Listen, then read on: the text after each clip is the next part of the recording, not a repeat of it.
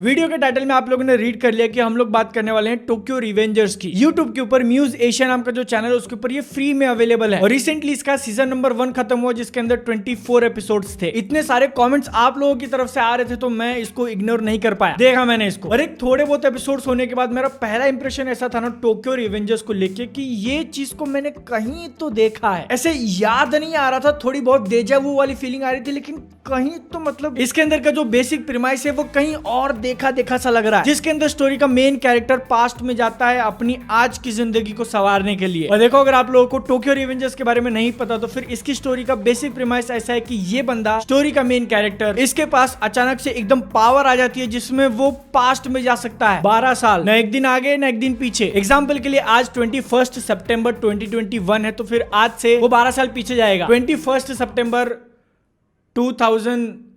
और जिस टाइप का टाइम ट्रेवल हम लोग को इस सीरीज के अंदर दिखाया ना उसके हिसाब से पास्ट में जाने के बाद उस इंसान के दो वर्जन्स नहीं होते। जैसे कि अगर एक पॉपुलर एग्जांपल देना हो, एवेंजर्स एंड गेम में जब एवेंजर्स पास्ट में जाते हैं तो फिर न्यूयॉर्क में उसी सेम टाइम पे दो अलग अलग आयरन मैन होते हैं। इस स्टोरी के अंदर नहीं। टोक्यो रिवेंजर्स की स्टोरी में जब अपना मेन कैरेक्टर पास्ट में जाएगा तो उसका सिर्फ माइंड बस इतना ही जाता है, जो कि वैसे भी बहुत ज्यादा नहीं है। 12 साल पहले उसने जो सारी चीजें ओरिजिनली की थी उसी बॉडी के अंदर जाएगा वो, और वहां जाने के बाद वो कुछ इवेंट्स को चेंज करने की कोशिश करता है जिससे उसका आज का प्रेजेंट ठीक हो जाए और उसके कुछ करीबी लोग जो प्रेजेंट टाइम में मर चुके हैं वो ना मरे। अब देखो, मैंने जितना बोला है ना, अगर आप लोग सिर्फ उसके ऊपर दिमाग लगाने जाओगे तो फिर जो प्रीमाइस है वो बढ़िया है। एक बहुत ही ज्यादा ट्विस्टेड स्टोरी हमको देखने मिल सकती है, इसका पोटेंशियल था। लेकिन जब भी कोई मूवी या फिर सीरीज में देखता हूँ जिसके अंदर टाइम ट्रेवल इन्वॉल्व है ना, तो फिर मेरा दिमाग एकदम से काम करने लगता है, जाग जाता है। और क्योंकि टोक्यो रिवेंजर्स इस सीरीज के अंदर भी टाइम ट्रेवल इन्वॉल्व है तो फिर मैं इसको देखते वक्त अपने ब्रेन को बंद नहीं कर पाया और उसके कारण मुझे इसकी स्टोरी के अंदर इतने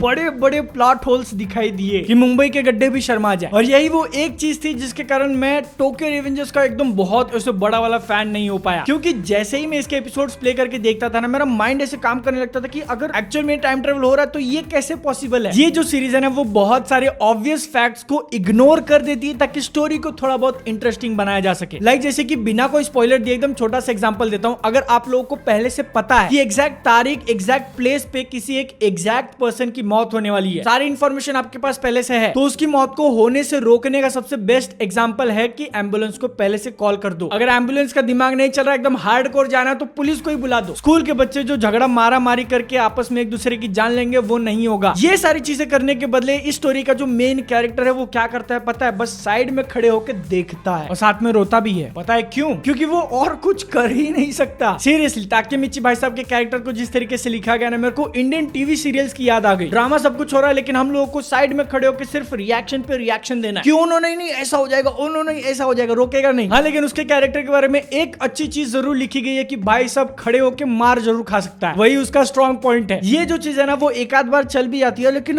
हर बार मुझे तो कभी कभी ऐसे इरिटेट होने लगता है कि भाई क्या इंसान है तू। कोई भी अगर एक इंपॉर्टेंट डिसीजन लेना है तो उससे पहले भाई साहब अपने पास्ट को याद करेंगे, नहीं ये हो जाएगा वो मर जाएगा अगर मैंने नहीं किया तो, जिसके वजह से जो पूरा ड्रामा है सीरीज के अंदर वो एकदम ऐसे खींचा हुआ लगता है रबर की तरह। और ये सारे कंप्लेंट्स मेरी तरफ से तब निकल के आ रहे हैं जब मैं इसके मेन सेटअप को क्वेश्चन नहीं कर रहा हूँ कि ये कैसे पॉसिबल है कोई इंसान 12 साल पहले पास्ट में जा सकता है, वो भी सिर्फ हैंड शेक करके। मैं इसको क्वेश्चन नहीं कर रहा हूँ, इसके लिए पॉइंट कट नहीं कर रहा हूँ, लेकिन पास्ट में जाने के बाद वो जो दिमाग बिल्कुल भी यूज नहीं करता ना, वो तो भाई एक अलग ही लेवल का चुप्पा है। हाँ, लेकिन यहाँ पे एक पॉजिटिव चीज ऐसी है कि ताकेमिची का जो कैरेक्टर है वो एकदम से सुपर हीरो नहीं बन जाता, क्योंकि इस सीरीज को देखते हुए मुझे बहुत बार ऐसा लग रहा था कि भाई अब उसके अंदर एकदम से पावर आ जाएगी, 2-3 बंदों को मार देगा, लेकिन नहीं, उनको सिर्फ मार खाने के लिए लिखा गया है और वो चीज कंसिस्टेंट है पूरी सीरीज में, जो कि मुझे पसंद आया। मजाक नहीं कर रहा हूं, सच में पसंद आया। कंसिस्टेंसी देखो, यहाँ तक तो वीडियो के अंदर मैंने टोक्यो रिवेंजर्स के बारे में ज्यादा अच्छा नहीं बोला, तो आप लोगों को लग रहा हो कि मैं इस सीरीज को बहुत ज्यादा हेट करता हूँ। नहीं, मतलब कि अगर मुझे टाइम पास के लिए कोई एक टीवी सीरियल ड्रामा टाइप देखना है फिर ठीक है टोक्यो रिवेंजर्स, क्योंकि इसके अंदर के जो कैरेक्टर्स हैं वो लाइकेबल जरूर हैं और उनके साथ एक कनेक्शन सा बन जाता है ताकेमिची को छोड़ के। और इस सीरीज के जो कैरेक्टर्स हैं वही मेन रीजन थे जिसके कारण मैं इसके साथ रहा। मैंने इसके 24 की 24 एपिसोड्स देख के खत्म किए। एनिमेशन की अगर हम लोग बात करें तो फिर स्टार्टिंग में मुझे इस सीरीज का एनिमेशन बहुत ज्यादा बेसिक लग रहा था, मतलब खराब नहीं बोलूंगा लेकिन काम निकालने के लिए जितना मिनिमम करना है उतना मिनिमम ही बस। फिर उसके बाद वो वाला सीन है जिसमें माइकी ऐसे चल के जा रहा है और उसके पीछे दराकन बुलाया गया ना ये भाई साहब को, वो पीछे से ऐसे एक बंदे को लात मारता है, वो झुकता है, वो वाला सीन देखा, ऐसा